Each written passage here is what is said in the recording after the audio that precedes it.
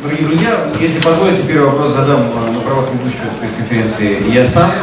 Мы знаем, что «007 Спектр» — это самый дорогой фильм в истории Бодианы. Сэм Мендес сказал мне, что бюджет 250 миллионов долларов. Мы и на экране-то редко видим фильмы с таким бюджетом. А если видим, то видим результат только на экране.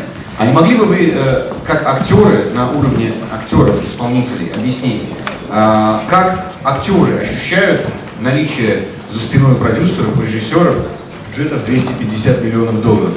Проще говоря, только с бюджетом 250 миллионов долларов я, как актер, могу на съемках позволить себе двоеточие. Что?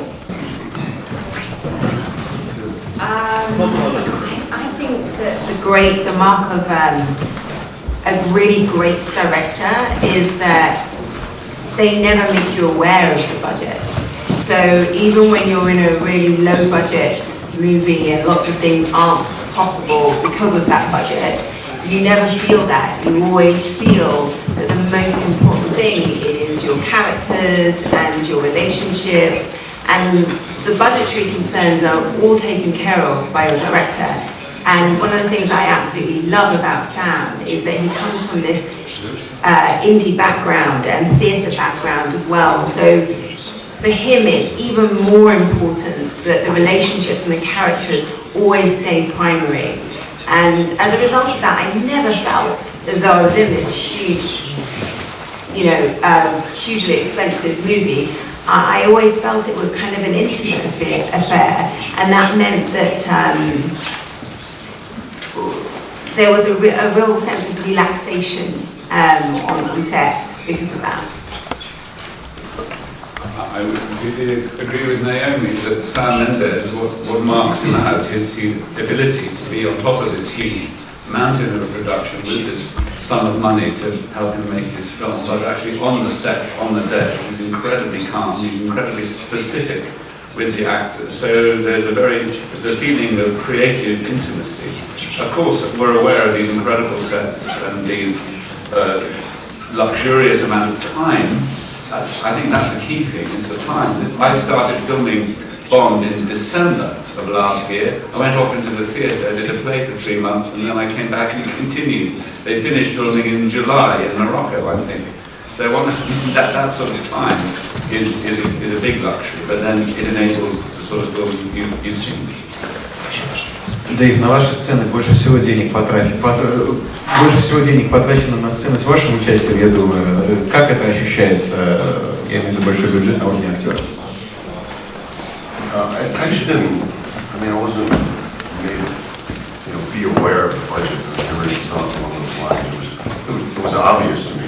It was obvious to all of us. I think with the exact locations and some of the things we used, like the prototype Jaguar and the DB10. I mean, so it is somewhat obvious, but we're never made to feel, self-conscious about the budget. We're not thinking along those lines. It's just, performance as far as we're concerned. And we're made to feel very comfortable not to be very concerned about monetary issues. So I think it was never really an issue with us. We just weren't. I agree. That pressure wasn't put on us. Что ж, результат на экране, прекрасный фильм. Мы вас поздравляем действительно с великолепной работой. Это серьезное достижение для всей команды Бонда. И переходим к вопросам, пожалуйста. Здравствуйте, дорогие актеры. Мы очень рады вас приветствовать в Москве.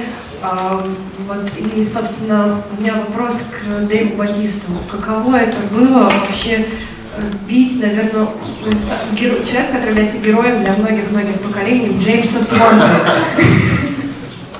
Спасибо большое. It was great. It's one of those things. It's quite an honor. I really love stepping into this role. I was aware of what this role was, who he was. I was aware of the connections between Hinks and your somewhat silent henchman from Bond's past.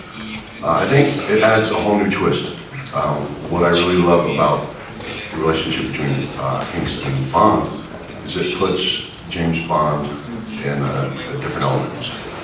It puts him in an underdog situation. And I think the great thing about that is when you take a character that's often so strong and all of a sudden put him in an underdog situation, it makes him much easier to root for. And people want to get behind their hero. So I think it adds a whole new twist. And I also think it makes his counterparts step up and play stronger roles. So I think that makes for a more interesting story as a whole. So I was quite honored to beat up on James Bond. Спасибо. Пожалуйста, коллега, третий вопрос. И вопрос к вам, ко всем. В фильме очень много трюков, хорошо олдскульных. Какой трюк хотели сами выполнить, но его выполнил какой-то другой герой из этого же фильма, какое-то недоразумение. Спасибо большое.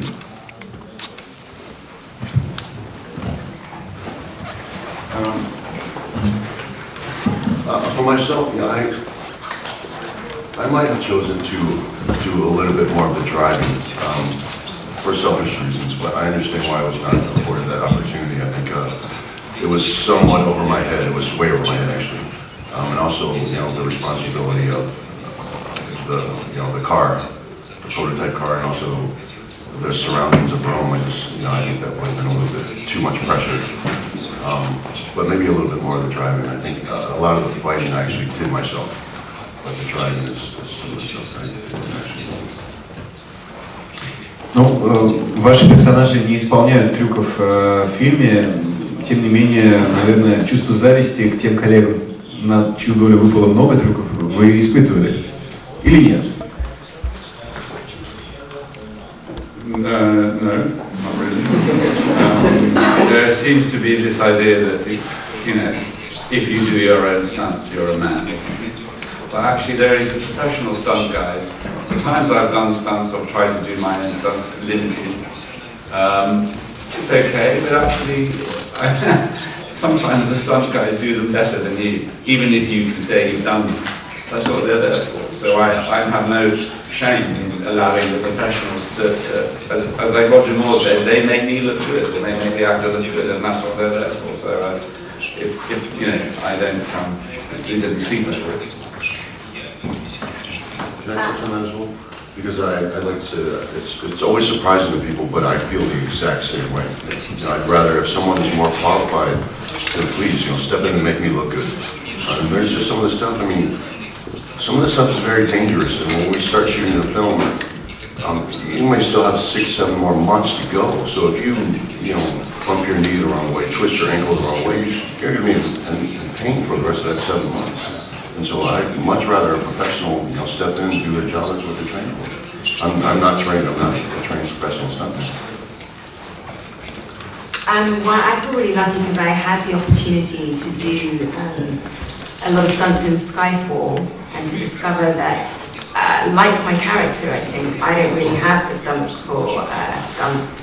I find it very scary. There's a lot of pressure. I remember particularly when I was doing a driving scene in Turkey, and I had to drive into a crowd of extras, and they were all instructed to park. And instead, one of them actually ran at the car, and I actually thought that I was going to run this guy over, which was absolutely terrifying. And I realised then that it's much better for professionals who are trained to deal with situations like that and have lightning fast reactions to be in the driving seat rather than me. So I'm really glad, Inspector, that I don't really do many stunts at all. Very happy about that. Спасибо. У меня вопрос М, начальнику Бонда. Могли бы вы придать дело своей жизни, если бы вас об этом попросила женщина, которую вы знаете всего лишь несколько дней? Sorry, could I put my life on the line?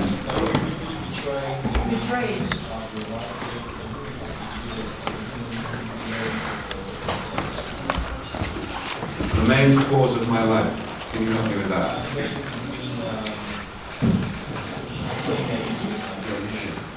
As you mean the fictitious me, M, or you mean me, Ray? Нет, я имею в виду все-таки у вашего персонажа, да, в связи с финалом картины. Would M betray his country for a woman who's only known 2 days? Of course not. Depends on the woman. No, country comes first, absolutely. Прекрасный ответ. Следующий вопрос, пожалуйста, с этой половины зала. Коллеги, поднимайте руки. Хорошо. 4-й ряд. У меня вопрос к Рэю Файнсу. Вас как актера и режиссера характеризовало всегда безупречное чувство стиля. В связи с этим мне бы хотелось услышать ваше мнение о стилевых особенностях этой картины. В частности, верно, например, общее утверждение, что эта картина, как никакая другая, близка к доброму старому Бонду времен Шона Коннери, в смысле стиля. Спасибо. What was the question?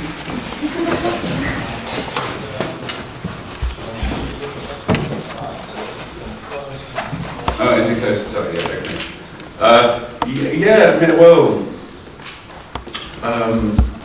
I think that to a degree, maybe it is, in the sense that the early films were closer to the book, so they had maybe slightly more sophisticated plot lines than they had in the 1970s.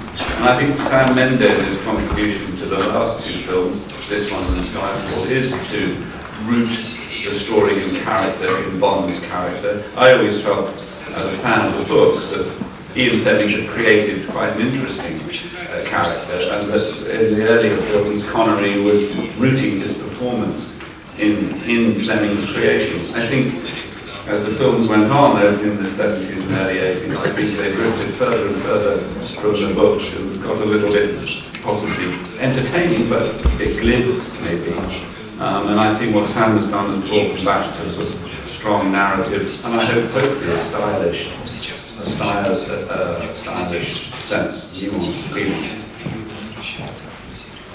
Пожалуйста, ваш вопрос. Меня интересует съемочный процесс. Сейчас уже прошел почти год, да, со времен съемки. Вот при слове «спектр», что вспоминается первым у каждого из вас? Спасибо.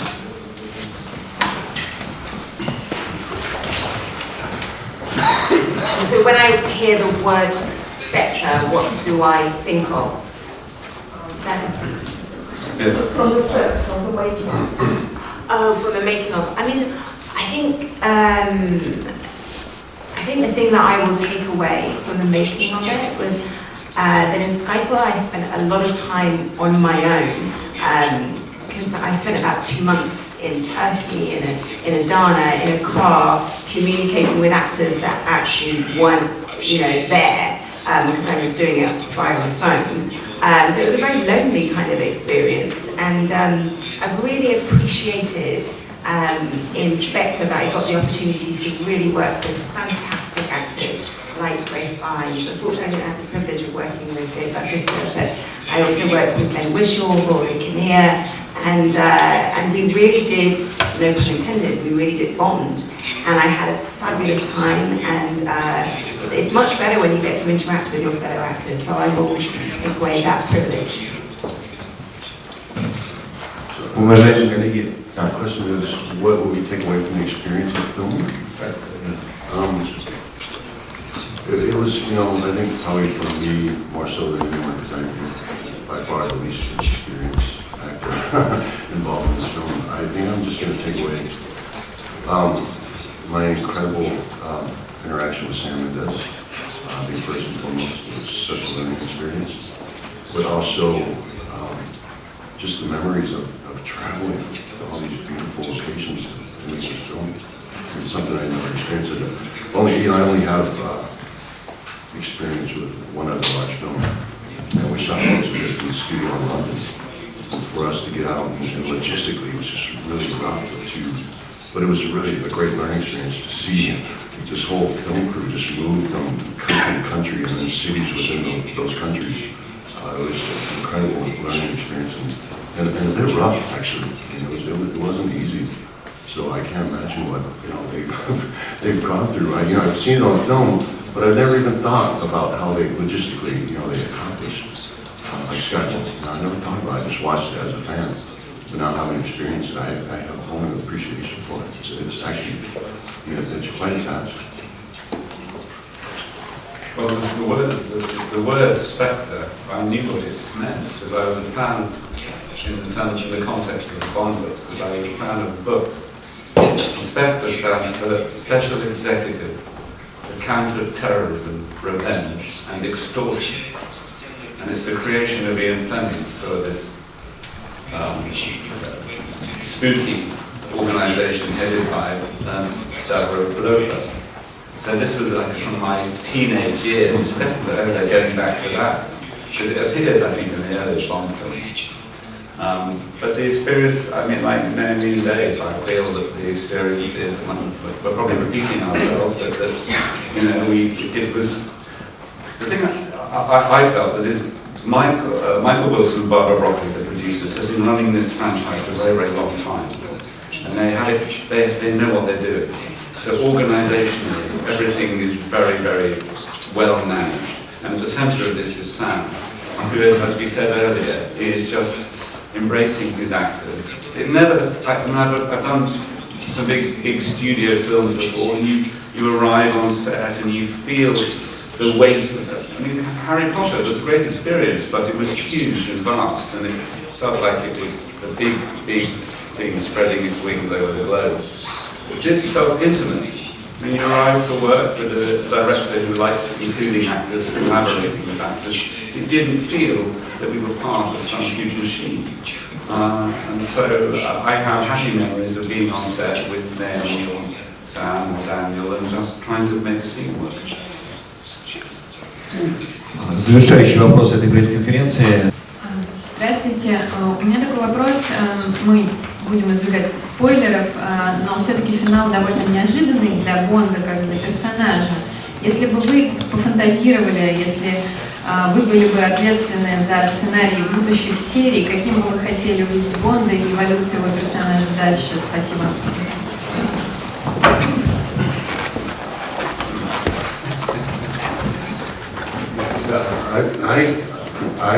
I love the way they, I love the way it ended, but I like leaving, a little bit to the imagination. I like to know that their story is going to continue. So I really love the way they left off this one because I feel like there's more to be said. I think that's something that's always great to give an audience. You leave them wanting more. And with the end of Spectre, I wanted more. I mean, I'm speaking strictly as a fan. Which they've done, in a past month, especially with Skyfall, but I think more so with Spectre. So I think it's great. I think it's genius to leave people on. So I want to see more. I want to know what happens. I want to know what happens. He's got his scar. Where's the story going to go from here? It feels like it's just beginning. I maybe feel a little differently only because I think that there's no secret that everyone's asking themselves whether Daniel Craig will return or not. And I feel that in terms of the character of Bond, the film is telling us he throws his gun away, he doesn't shoot the bad guy, he walks away with the woman he loves to another life, which she has been saying, I can't be in this life anymore. So presumably he's giving up his world to share one with her. If that's the case,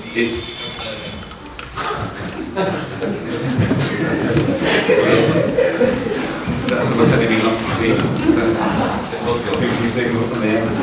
I shouldn't say. So I think that there's definitely, it opens up the debate or the discussion as to whether another Bond will appear. So I've been asking myself, well, having given this brilliant Daniel Craig Bond a pretty good exit, if he was to come back, how are they going to raffle it in? It's got to be something huge that brings him back from his life with Léa Seydoux. Or he is away and there's a search for a new Bond, in which case, of course, I fantasize that M is instrumental in finding a new James Bond.